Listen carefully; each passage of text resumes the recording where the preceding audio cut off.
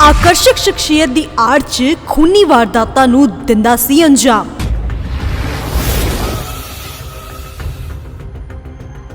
ओ व्यक्ति जो हत्या नूं दिंदा सी महज एक सफाई दा नाम।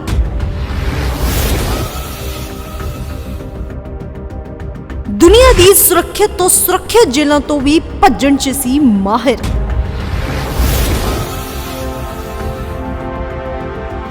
बिकनी किलर, सरपेंट ते स्प्लिटिंग किलर के नाम तो भी जानिया जांदा सी ये शख्स।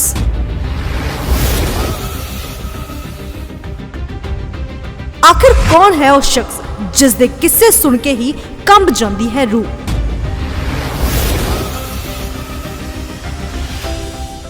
दर्शकों, तुसी देख रहे हो स्काई न्यूज़ पंजाब ते मैं जसवीन कौर। फर्ज करो कि तुहाडे नाल कोई घड़ी यही है जो औखी घड़ी है, यानी कि तुसी मुसीबत दे विच हैगे हो ते जो भी व्यक्ति तुहाडे वाल आके तुहाडी मदद करेगा, जाहिर जी गल है तुसी उहनूं अपना मसीहा समझोगे, ओहदे उत्ते विश्वास करोगे। पर फर्ज कर लो अगे चल के समय दे दौर दे विच ओही व्यक्ति तुहाडा जानी दुश्मन बन जावे, या फिर जो ओ मदद कर रहा सी सिर्फ उसका महज एक मुखौटा होवे तां तुहाडे पैरां हेठों तां जमीन निकल जाएगी। खैर, अजिहियां घटनावां एक व्यक्ति दे वल्लों कीतियां गईयां सी जो कि लोकां नूं इसे तरीके दे नाल उन्हां अपनी पर्सनैलिटी दा यूज़ करके भोला भाला बन के उन्हां दी मदद करदा सी, पर असल दे विच ओ सिर्फ उसदा मुखौटा हुंदा सी ते असल दे विच ओ लोकां दी जान लैण दे उत्ते उतर आंदा सी। खैर, अज तुहाडे नाल असीं व्यक्ति दी गल करन जा रहे हां जो कि 19 साल बाद नेपाल दी जेल तो वापस आया, जिस दी खबरां भी तुसीं अजकल सुन रहे होवोगे। तां उस व्यक्ति दे बारे गल करन जा रहे हां जो कि दुनिया दा सब तो यानी कि world's most wanted serial killer सी ते जिस दे किस्से अपने समय दे मोहताज नहीं सी पहचान दे। Most wanted serial killer Charles Sobhraj ने किवें कीता क्राइम दी डार्क दुनिया दा रुख।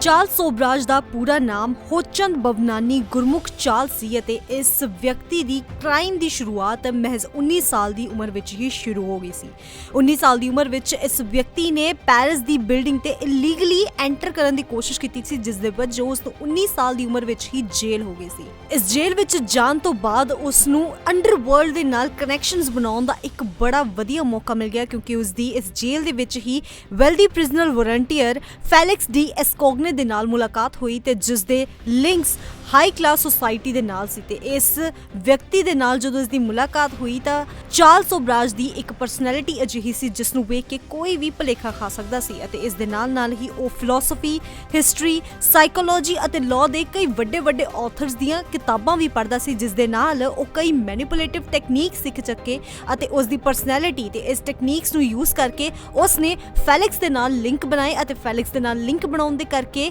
फेलिक्स उसनूं जेल तो बाहर कढवा दिंदा है अते उस दे लिंक दे चलदे ही ओ हाई क्लास सोसाइटी दी पार्टीज विच भी जाना शुरू हो जांदा है, जिस दे करके उस दी जेल तो शुरुआत अंडरवर्ल्ड दे नाल हथ मिलाउण तो होई ते उस हाई क्लास सोसाइटी दी पार्टीज विच जाण दे करके उस दे अंडरवर्ल्ड दे नाल कई होर तगड़े लिंक भी बनने शुरू हो गए।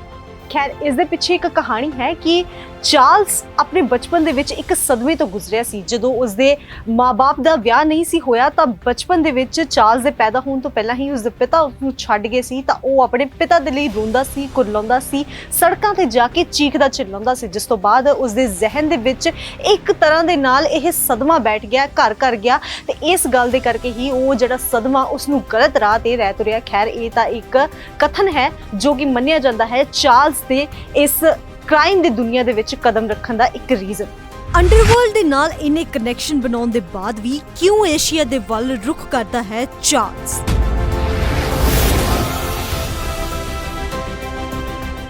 हाईफाई पार्टियां दे नाल कनैक्शनस बनाउण दे बाद हुण चार्ल्स लई इन्हां पार्टीज विच जाके अपने क्राइम नूं अगे वधाउण दा एक वधिया मौका मिल गया, जिस तो बाद ओह इन्हां पार्टियां दे विच जांदा, अपनी मैनिपुलेटिव टेक्नीक्स नूं यूज़ करदा अते उस तो बाद पार्टी विच आए हाईफाई लोकां नूं उल्लू बना के ज्वैलरीज अते उन्हां दे पैसे नूं चोरी करदा। ਇਸੇ ਦੌਰਾਨ ਹੀ ਉਸ ਦੀ ਮੁਲਾਕਾਤ ਹੁੰਦੀ ਹੈ ਇੱਕ ਪਰਸ਼ੀਅਨ ਔਰਤ ਦੇ ਨਾਲ ਤੇ ਜਿਸ ਦੇ ਨਾਲ ਉਸ ਦਾ ਵਿਆਹ ਹੋ ਜਾਂਦਾ ਹੈ। ਪਰ ਉਸ ਪਰਸ਼ੀਅਨ ਔਰਤ ਨੂੰ ਵੀ ਚਾਰਲਸ ਦੇ ਦੂਸਰੇ ਚਿਹਰੇ ਯਾਨੀ ਕਿ ਕ੍ਰਾਈਮ ਦੇ ਚਿਹਰੇ ਬਾਰੇ ਪਤਾ ਨਹੀਂ ਹੁੰਦਾ ਤਾਂ ਜਿਸ ਤੋਂ ਬਾਅਦ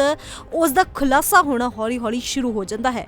ਠੀਕ ਉਸ ਦੇ ਵਿਆਹ ਦੇ ਬਾਅਦ ਚਾਰਲਸ ਨੂੰ ਪੁਲਿਸ ਗ੍ਰਿਫਤਾਰ ਕਰਕੇ ਜੇਲ੍ਹ ਵਿੱਚ ਭੇਜ ਦਿੰਦੀ ਹੈ ਕਿਉਂਕਿ ਫੈਲਿਕਸ ਦੀ ਕਾਰ ਚੋਰੀ ਕਰਨ ਦਾ ਉਸ ਤੇ ਇਲਜ਼ਾਮ ਲੱਗਾ ਸੀ ਤੇ ਜਦੋਂ ਇਸ ਜੇਲ੍ਹ ਦੇ ਵਿੱਚੋਂ ਰਿਹਾ ਹੋ ਕੇ ਉਹ ਬਾਹਰ ਆਉਂਦਾ ਹੈ ਤਾਂ ਉਹ ਆਪਣੀ ਵਾਈਫ ਨੂੰ ਲੈ ਕੇ ਯਾਨੀ ਕਿ ਚਾਰਲਸ ਤੇ ਉਸ ਦੀ ਵਾਈਫ ਫੌਰਨ ਹੀ ਏਸ਼ੀਆ ਦੇ ਵੱਲ ਨੂੰ ਰੁਖ ਕਰ ਲੈਂਦੇ ਨੇ। ਤੇ ਏਸ਼ੀਆ ਦੇ ਵੱਲ ਕਿਉਂ ਰੁਖ ਕਰਦੇ ਨੇ ਇਸ ਦੇ ਪਿੱਛੇ ਵੀ ਇੱਕ ਕਹਾਣੀ ਹੈ ਕਿਉਂਕਿ ਚਾਰਲਸ ਹੁਣ ਕ੍ਰਾਈਮ ਦੀ ਦੁਨੀਆ ਦੇ ਵੱਲ ਵਧਣਾ ਸ਼ੁਰੂ ਹੋ ਚੁੱਕਿਆ ਸੀ ਤੇ ਉਸ ਦੇ ਪੈਰ ਪਸਾਰਨ ਲਈ ਏਸ਼ੀਆ ਨੂੰ ਇਸ ਲਈ ਚੁਣਿਆ ਸੀ ਕਿਉਂਕਿ ਏਸ਼ੀਆ ਦੇ ਵਿੱਚ ਉਸ ਦਾ ਮੰਨਣਾ ਸੀ ਕਿ ਕਿਸੇ ਵੀ ਪੁਲਿਸ ਅਧਿਕਾਰੀ ਨੂੰ ਜਾਂ ਫਿਰ ਏਸ਼ੀਆ ਦਾ ਲਾਅ ਇੰਨਾ ਕਮਜ਼ੋਰ ਹੈ ਕਿ ਉੱਥੇ ਕਿਸੇ ਪੁਲਿਸ ਅਧਿਕਾਰੀ ਨੂੰ ਉਹ ਪੈਸੇ ਦੇ ਕੇ ਅਜਿਹੇ ਕ੍ਰਾਈਮਸ ਦੇ ਵਿੱਚੋਂ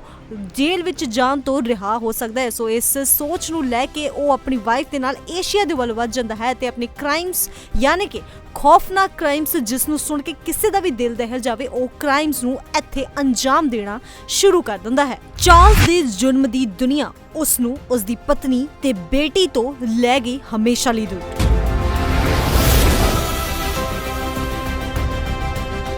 ਚਾਰਲਸ ਜਦੋਂ ਏਸ਼ੀਆ ਦੇ ਵਿੱਚ ਆਇਆ ਤਾਂ ਏਸ਼ੀਆ ਦੇ ਈਸਟਰਨ ਯੂਰਪ ਦੇ ਵਿੱਚ ਜਦੋਂ ਉਹ ਸਫ਼ਰ ਕਰ ਰਿਹਾ ਸੀ ਤਾਂ ਉਸ ਦੌਰਾਨ ਉਸਨੇ ਇੱਕ ਨਵੇਂ ਤਰ੍ਹਾਂ ਦੇ ਕ੍ਰਾਈਮ ਨੂੰ ਅੰਜਾਮ ਦੇਣ ਦੀ ਸੋਚੀ। ਇਹ ਕ੍ਰਾਈਮ ਸੀ ਕੌਨਫੀਡੈਂਸ ਸਕੈਮ ਜਿਸ ਦੇ ਵਿੱਚ ਉਹ ਖੁਦ ਇੱਕ ਯਾਤਰੀ ਬਣਦਾ ਸੀ ਤੇ ਯਾਤਰੀ ਬਣ ਕੇ ਦੂਸਰੇ ਯਾਤਰੀਆਂ ਨੂੰ ਲੁੱਟਦਾ ਸੀ। ਇਸ ਲੁੱਟ ਦੇ ਵਿੱਚ ਉਹ ਮੁੱਖ ਤੌਰ ਦੇ ਉੱਤੇ ਗ੍ਰੀਸ ਦੇ ਬੀਚਸ ਜਾਂ ਫਿਰ ਅਫਗਾਨ ਦੇ ਹਿੱਪੀ ਟ੍ਰੇਲ ਨੂੰ ਕੇਂਦਰਿਤ ਕਰਦਾ ਹੁੰਦਾ ਸੀ ਤੇ ਇਸ ਦੇ ਵਿੱਚ ਸਭ ਤੋਂ ਪਹਿਲਾਂ ਉਹ ਟਰੈਵਲਰਸ ਦੇ ਯਾਨੀ ਕਿ ਯਾਤਰੀਆਂ ਨੂੰ ਜਾ ਕੇ ਆਬਜ਼ਰਵ ਕਰਦਾ ਸੀ ਕਿ ਉਹ ਕਿਸ ਮੁੱਦੇ ਦੇ ਉੱਤੇ ਗੱਲ ਕਰ ਰਹੇ ਨੇ ਤਾਂ ਉਸ ਮੁੱਦੇ ਦੇ ਉੱਤੇ ਜਾ ਕੇ ਹੀ ਉਹਨਾਂ ਯਾਤਰੀਆਂ ਦੇ ਨਾਲ ਉਹ ਗੱਲਬਾਤ ਕਰਨੀ ਸ਼ੁਰੂ ਕਰ ਦਿੰਦਾ ਸੀ ਤਾਂ ਉਸ ਦੇ ਉੱਤੇ ਗੱਲਬਾਤ ਕਰਨ ਤੋਂ ਬਾਅਦ ਉਹਨਾਂ ਦਾ ਟਰਸਟ ਜਿੱਤਣ ਤੋਂ ਬਾਅਦ ਉਹਨਾਂ ਨੂੰ ਲੁੱਟ ਲੈਂਦਾ ਸੀ। ਇਸ ਲੁੱਟ ਦਾ ਮੇਨ ਮਕਸਦ ਚਾਰਲਸ ਦਾ ਇਹ ਨਹੀਂ ਹੁੰਦਾ ਸੀ ਕਿ ਉਹਨਾਂ ਦੇ ਪੈਸੇ ਜਾਂ ਫਿਰ ਉਹਨਾਂ ਦੇ ਗਹਿਣੇ ਲੁੱਟੇ। ਮੇਨ ਮਕਸਦ ਚਾਰਲਸ ਦਾ ਇਹ ਹੁੰਦਾ ਸੀ ਕਿ ਉਹਨਾਂ ਯਾਤਰੀਆਂ ਦੀ ਜੋ ਆਈਡੈਂਟੀਟੀ ਹੈ ਉਸ ਨੂੰ ਚੁਰਾ ਸਕੇ ਕਿਉਂਕਿ ਇਹਨਾਂ ਆਈਡੈਂਟੀਟੀ ਦੀ ਵਰਤੋਂ ਕਰਕੇ ਹੀ ਚਾਰਲਸ ਨੇ ਅੱਗੇ ਜਾ ਕੇ ਕਈ ਹੋਰ ਇਹਨਾਂ ਫੇਕ ਆਈਡੈਂਟੀਟੀਜ਼ ਨੂੰ ਯੂਜ਼ ਕਰਕੇ ਆਪਣੇ ਖੌਫਨਾਕ ਕ੍ਰਾਈਮਸ ਨੂੰ ਅੰਜਾਮ ਦੇਣਾ ਸ਼ੁਰੂ ਕਰ ਦਿੱਤਾ। ਤੇ ਇਸੇ ਸਿਲਸਿਲੇ ਦੇ ਵਿੱਚ ਹੀ ਉਸਨੇ ਡੈੱਡ ਬੋਡੀਜ਼ ਜਾਂ ਫਿਰ ਖੂਨ ਦੇ ਨਾਲ ਉਸਨੂੰ ਕੋਈ ਪਿਆਰ ਨਹੀਂ ਸੀ ਤਾਂ ਉਸਨੂੰ ਸਿਰਫ ਐਡਵੈਂਚਰ ਦੇ ਨਾਲ ਪਿਆਰ ਸੀ ਤੇ ਜਿਸ ਤੋਂ ਬਾਅਦ ਉਹਨੇ ਐਡਵੈਂਚਰ ਕਰਦੇ ਹੋਏ ਅਜਿਹੇ ਕ੍ਰਾਈਮਸ ਨੂੰ ਆਪਣੀ ਫੇਕ ਆਈਡੈਂਟੀਟੀ ਦੀ ਵਰਤੋਂ ਕਰਦੇ ਹੋਏ 1970 ਦੇ ਵਿੱਚ ਬੰਬੇ ਦੀ ਧਰਤੀ ਤੇ ਕਦਮ ਰੱਖਿਆ। ਇਸ ਤੋਂ ਬਾਅਦ ਇੱਥੇ ਉਸ ਦੀ ਬੇਟੀ ਦਾ ਜਨਮ ਹੋਇਆ। ਬੇਟੀ ਦੇ ਜਨਮ ਤੋਂ ਬਾਅਦ ਵੀ ਚਾਰਲਸ ਦੇ ਲਈ ਕ੍ਰਾਈਮ ਦੀ ਦੁਨੀਆ ਨੂੰ ਛੱਡਣਾ ਬੇहद ਔਖਾ ਸੀ ਤੇ ਇਸ ਤੋਂ ਬਾਅਦ ਉਸਨੇ ਫਿਰ ਤੋਂ ਕ੍ਰਾਈਮ ਨੂੰ ਸ਼ੁਰੂ ਕਰ ਦਿੱਤਾ ਅਤੇ ਚੋਰੀਆਂ ਡਕੈਤੀਆਂ ਹੋਰ ਵੀ ਕਈ ਗੱਲਾਂ ਨੂੰ ਅੰਜਾਮ ਦਿੰਦੇ ਹੋਏ ਉਹ ਇੱਥੇ ਫਿਰ ਤੋਂ ਜੇਲ੍ਹਾਂ ਦੇ ਵਿੱਚ ਚਲਾ ਗਿਆ।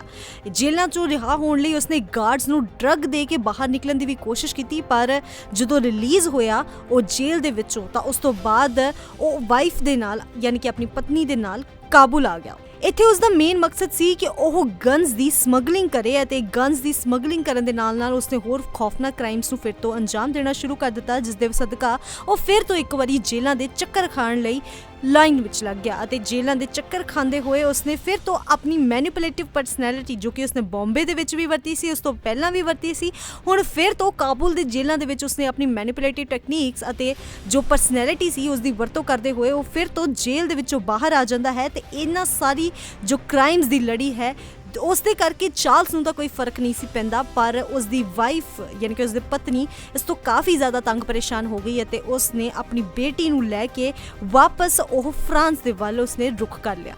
ਚਾਰਲਸ ਸੋਬਰਾਜ ਦੇ ਰੂਹ ਨੂੰ ਕੰਬਾ ਦੇਣ ਵਾਲੇ ਕਾਰਨਾਮੇ ਅਤੇ ਉਸ ਦਾ ਬਿਕਨੀ ਕਿਲਰ ਬਣਨ ਤੱਕ ਦਾ ਪੂਰਾ ਸਫ਼ਰ। ਹਰ ਜੇਲ੍ਹ ਦੇ ਵਿੱਚ ਇੱਕ ਨਵੀਂ ਆਈਡੈਂਟੀਟੀ ਹੋਣ ਦੇ ਕਰਕੇ ਚਾਰਲਸ ਨੂੰ ਪਹਿਚਾਨਣਾ ਹੁਣ ਕਾਫੀ ਜ਼ਿਆਦਾ ਮੁਸ਼ਕਿਲ ਹੋ ਰਿਹਾ ਸੀ ਤੇ ਦੂਜੇ ਪਾਸੇ ਉਸ ਦੀ ਪਤਨੀ ਦੇ ਉਸ ਨੂੰ ਛੱਡ ਜਾਣ ਤੋਂ ਬਾਅਦ ਹੁਣ ਉਸਨੇ ਆਪਣੇ ਲਈ ਇੱਕ ਨਵਾਂ ਕ੍ਰਾਈਮ ਪਾਰਟਨਰ ਰੱਖ ਲਿਆ ਸੀ ਜੋ ਕਿ ਉਸ ਦਾ ਖੁਦ ਦਾ ਭਰਾ ਆਂਦਰੇ ਸੀ।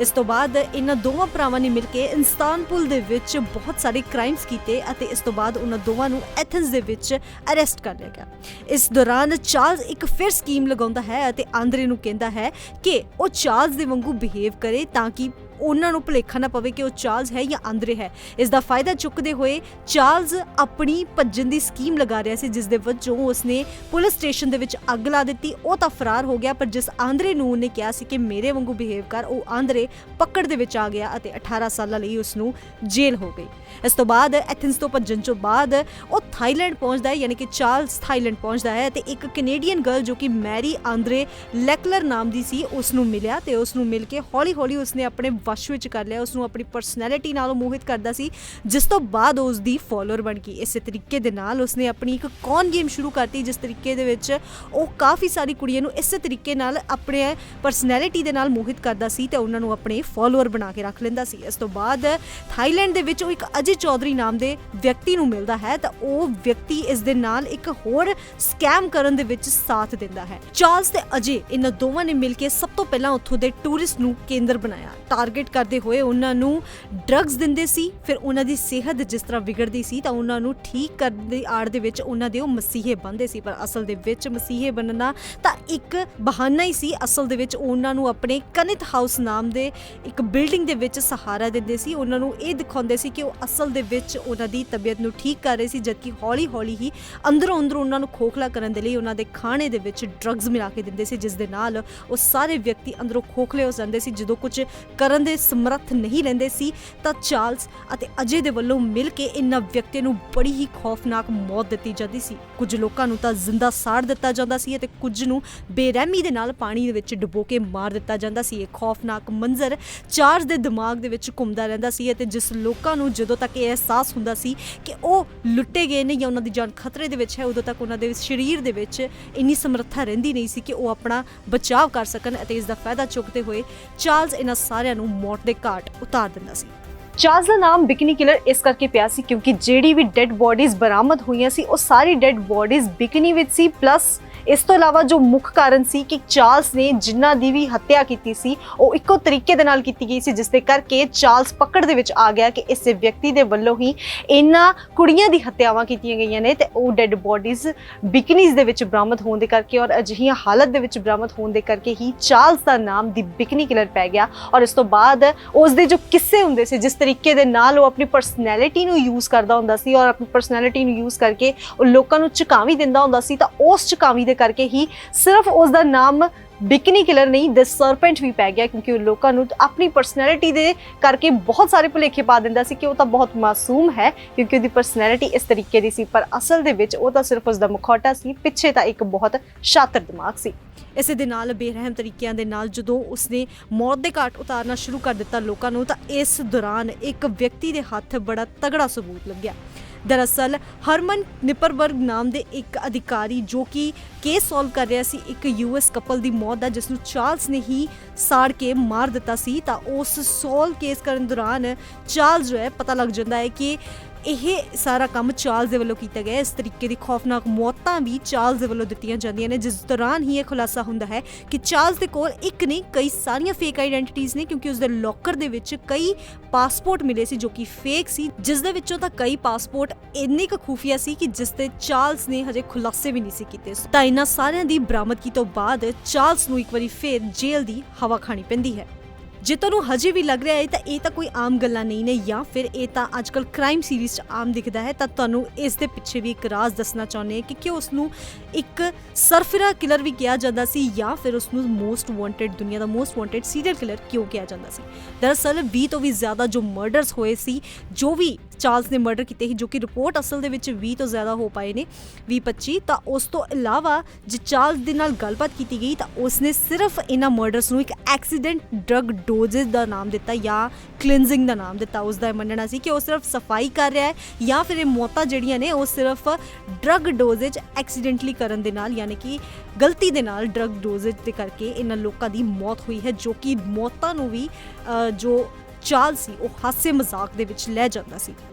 ਦੂਜੇ ਪਾਸੇ ਜੇ ਗੱਲ ਕਰ ਲਈਏ ਭਾਰਤ ਦੀ, ਤਾਂ ਭਾਰਤ ਦੀ ਸਭ ਤੋਂ ਖਤਰਨਾਕ ਜੇਲ੍ਹ ਜੋ ਕਿ ਤਿਹਾੜ ਜੇਲ੍ਹ ਹੈ ਦਿੱਲੀ ਦੇ ਵਿੱਚ, ਉਸ ਦੇ ਵਿੱਚ ਵੀ ਚਾਰਲਸ ਨੂੰ 5 ਸਟਾਰ ਹੋਟਲ ਵਰਗਾ ਟ੍ਰੀਟਮੈਂਟ ਮਿਲਦਾ ਸੀ, ਕਿਉਂਕਿ ਚਾਰਲਸ ਆਪਣੀ ਮੈਨੀਪੂਲੇਟਿਵ ਟੈਕਨੀਕਸ ਨੂੰ ਵਰਤ ਕੇ ਫਿਰ ਤੋਂ ਜੋ ਜੇਲ੍ਹ ਦੇ ਗਾਰਡਸ ਨੇ ਉਹਨਾਂ ਨੂੰ ਆਪਣੇ ਦਿਮਾਗ ਦੇ ਨਾਲ ਘੁਮਾਉਂਦਾ ਸੀ, ਉਹਨਾਂ ਤੋਂ VIP ਟ੍ਰੀਟਮੈਂਟ ਲੈਂਦਾ ਸੀ, ਜਿਸ ਦੇ ਕਰਕੇ ਚਾਰਲਸ ਨੂੰ ਕਦੀ ਵੀ ਕੋਈ ਦਿੱਕਤ ਪਰੇਸ਼ਾਨੀ ਜਾਂ ਜੇਲ੍ਹ ਦੀ ਜੋ ਜ਼ਿੰਦਗੀ ਹੁੰਦੀ ਉਹ ਬਤੀਤ ਕਰਨ ਨੂੰ ਤਿਹਾੜ ਜੇਲ੍ਹ ਦੇ ਵਿੱਚ ਨਹੀਂ ਮਿਲੀ। ਇਸ ਤੋਂ ਇਲਾਵਾ ਜੇ ਦੂਜੇ ਪੱਖ ਦੀ ਗੱਲ ਕਰ ਲਈਏ ਤਾਂ ਚਾਰਲਸ ਜਦੋਂ ਥਾਈਲੈਂਡ ਤੋਂ ਭੱਜ ਕੇ ਭਾਰਤ ਆਇਆ ਤਾਂ ਉਦੋਂ ਉਹਨੂੰ ਮੈਰੀ ਦੇ ਨਾਲ 2 ਹੋਰ ਖੂਬਸੂਰਤ ਕੁੜੀਆਂ ਵੀ ਆਪਣੀ ਟੀਮ ਦੇ ਵਿੱਚ ਸ਼ਾਮਿਲ ਕਰਨ ਦਾ ਖਿਆਲ ਆਇਆ, ਜਿਸ ਤੋਂ ਬਾਅਦ ਇਹਨਾਂ ਸਾਰਿਆਂ ਨੇ ਮਿਲ ਕੇ ਕਈ ਸਾਰੀਆਂ ਵਾਰਦਾਤਾਂ ਨੂੰ ਅੰਜਾਮ ਦਿੱਤਾ। ਫ੍ਰੈਂਚ ਟੂਰਿਸਟ ਨੂੰ ਵੀ ਸਕੈਮ ਕੀਤਾ ਅਤੇ ਫ੍ਰੈਂਚ ਸਟੂਡੈਂਟਸ ਨੂੰ ਉਹਨਾਂ ਨੇ ਡਰੱਗ ਦੇਣ ਦੇ ਆਰੋਪ ਦੇ ਵਿੱਚ ਇਹਨਾਂ ਸਾਰੀ ਕੁੜੀਆਂ ਨੂੰ 12 ਸਾਲਾਂ ਦੀ ਸਜ਼ਾ ਵੀ ਸੁਣਾਈ ਗਈ ਸੀ। ਦੂਜੇ ਪਾਸੇ ਜੇ ਗੱਲ ਕਰ ਲਈਏ ਚਾਰਲਸ ਦੀ, ਤਾਂ ਚਾਰਲਸ ਜਦੋਂ ਤਿਹਾੜ ਜੇਲ੍ਹ ਦੇ ਵਿੱਚ ਸੀ ਤਾਂ ਉਸਨੇ ਕਾਫੀ ਸਾਰੇ ਉਸ ਦੌਰਾਨ ਇੰਟਰਵਿਊ ਵੀ ਦਿੱਤੇ, ਜਿਸ ਦੇ ਉਹਨੂੰ ਪੈਸੇ ਮਿਲੇ। ਤੇ ਜਦੋਂ ਉਹ ਤਿਹਾੜ ਜੇਲ੍ਹ ਦੇ ਵਿੱਚੋਂ ਰਿਹਾ ਹੋ ਗਿਆ ਤਾਂ ਰਿਹਾ ਹੋ ਕੇ ਜਦੋਂ ਫਰਾਂਸ ਵਾਪਸ ਗਿਆ ਤਾਂ ਉੱਥੇ ਇੱਕ ਸੈਲੀਬ੍ਰਿਟੀ ਦੀ ਉਹ ਜ਼ਿੰਦਗੀ ਜੀਣ ਲੱਗ ਪਿਆ, ਕਿਉਂਕਿ ਉਸ ਦੇ ਉੱਤੇ ਕਾਫੀ ਸਾਰੀਆਂ ਮੂਵੀਜ਼ ਤੇ ਕਾਫੀ ਸਾਰੇ ਨੋਵਲਸ ਛਪਣੇ ਸ਼ੁਰੂ ਹੋ ਗਏ, ਜਿਸ ਦੀ ਸ਼ੋਹਰਤ ਤਾਂ ਉਹਨੂੰ ਮਿਲ ਗਈ, ਪਰ ਇਹ ਸ਼ੋਹਰਤ ਜ਼ਿਆਦਾ ਦੇਰ ਤੱਕ ਟਿਕੀ ਨਹੀਂ, ਕਿਉਂਕਿ 2003 ਵਿੱਚ ਜਦੋਂ ਚਾਰਲਸ ਨੇਪਾਲ ਆਉਂਦਾ ਹੈ ਤਾਂ ਚਾਰਲਸ ਨੂੰ ਨੇਪਾਲ ਦੀ ਜੇਲ੍ਹ ਵਿੱਚ ਬੰਦ ਕਰ ਦਿੱਤਾ ਜਾਂਦਾ ਹੈ, ਉਹ ਵੀ ਉਸ ਜੁਰਮ ਦੇ ਲਈ ਜੋ ਉਸਨੇ 70 ਦੇ ਦਸ਼ਕ ਦੇ ਵਿੱਚ ਕੀਤਾ ਸੀ, ਅਤੇ ਉਸ ਜੁਰਮ ਲਈ ਚਾਰਲਸ ਨੂੰ ਉਮਰ ਕੈਦ ਦੀ ਸਜ਼ਾ ਸੁਣਾਈ ਜਾਂਦੀ ਹੈ। ਪਰ ਜੇ ਤੁਹਾਨੂੰ ਹੁਣ ਅਪਡੇਟ ਦਈਏ ਇਸ ਮਾਮਲੇ ਦੀ, ਤਾਂ ਅਪਡੇਟ ਦੇ ਵਿੱਚ 19 ਸਾਲ ਤੋਂ ਬਾਅਦ ਚਾਰਲਸ ਨੂੰ ਹੁਣ ਨੇਪਾਲ ਦੀ ਜੇਲ੍ਹ ਨੇ ਰਿਹਾ ਕਰ ਦਿੱਤਾ ਹੈ 23 ਦਸੰਬਰ ਨੂੰ, ਤੇ ਰਿਹਾਈ ਮਿਲਣ ਤੋਂ ਬਾਅਦ ਉਹ ਵਿਦੇਸ਼ ਵਾਪਸ ਇਸ ਸਮੇਂ ਪਰਤ ਚੁੱਕਿਆ ਹੈ। ਖੈਰ ਚਾਰਲਸ ਨੂੰ ਹੁਣ ਕਰੀਬ 19 ਸਾਲਾਂ ਤੋਂ ਬਾਅਦ ਨੇਪਾਲ ਦੀ ਜੇਲ੍ਹ ਤੋਂ ਰਿਹਾਈ ਮਿਲ ਚੁੱਕੀ ਹੈ, ਔਰ ਉਸ ਜੇਲ੍ਹ ਦੇ ਵਿੱਚ ਇਸਨੇ ਸਜ਼ਾ ਇਸ ਲਈ ਕੱਟੀ ਸੀ ਕਿਉਂਕਿ ਇੱਕ 70 ਦੇ ਦਸ਼ਕ ਦੇ ਵਿੱਚ ਉਸਨੇ ਇੱਕ ਕਤਲ ਕੀਤਾ ਸੀ, ਜਿਸ ਦੇ ਇਲਜ਼ਾਮ ਦੇ ਵਿੱਚ ਨੇਪਾਲ ਦੀ ਜੋ ਜੇਲ੍ਹ ਹੈ ਉਸ ਦੇ ਵਿੱਚ ਉਹਨੂੰ ਸਜ਼ਾ ਕੱਟਣੀ ਪਈ ਤੇ ਉਮਰ ਕੈਦ ਦੀ ਸਜ਼ਾ ਸੀ, ਪਰ 19 ਸਾਲ ਤੋਂ ਬਾਅਦ ਉਸ ਦੀ ਰਿਹਾਈ ਹੋ ਚੁੱਕੀ ਹੈ। ਤੇ world's most wanted serial killer, ਜਿਸ ਦੀ ਪਹਿਚਾਣ ਉਸ ਦੇ ਨਾਮ ਤੋਂ ਨਹੀਂ ਬਲਕਿ ਉਸ ਦੇ ਨਿਕਨੇਮ ਦੀ ਬਿਕਨੀ ਕਿਲਰ ਜਾਂ ਸਰਪੈਂਟ ਤੋਂ ਹੁੰਦੀ ਸੀ, ਤਾਂ ਉਸ ਦੇ ਕਰਕੇ ਹੀ ਇਹ ਮੁੱਦਾ ਇਸ ਵੇਲੇ ਭਖਿਆ ਹੋਇਆ ਹੈ ਕਿ ਦੀ ਮੋਸਟ ਵਾਂਟਡ ਸੀਰੀਅਲ ਕਿਲਰ ਜੇਲ੍ਹ ਤੋਂ ਰਿਹਾ ਹੋ ਚੁੱਕਿਆ ਹੈ, ਜਿਸ ਦੀ ਕਹਾਣੀ ਅੱਜ ਤੁਹਾਨੂੰ ਸੁਣਾਈ। ਉਮੀਦ ਹੈ ਕਿ ਤੁਹਾਨੂੰ ਅੱਜ ਦੀ ਇਹ ਪੇਸ਼ਕਸ਼ ਵਧੀਆ ਲੱਗੀ ਹੋਵੇਗੀ। ਕਿਵੇਂ ਲੱਗੀ ਤੇ ਤੁਸੀਂ ਕਮੈਂਟ ਕਰਕੇ ਜ਼ਰੂਰ ਦੱਸਿਓ ਤੇ ਸਾਨੂੰ ਦਿਓ ਇਜਾਜ਼ਤ।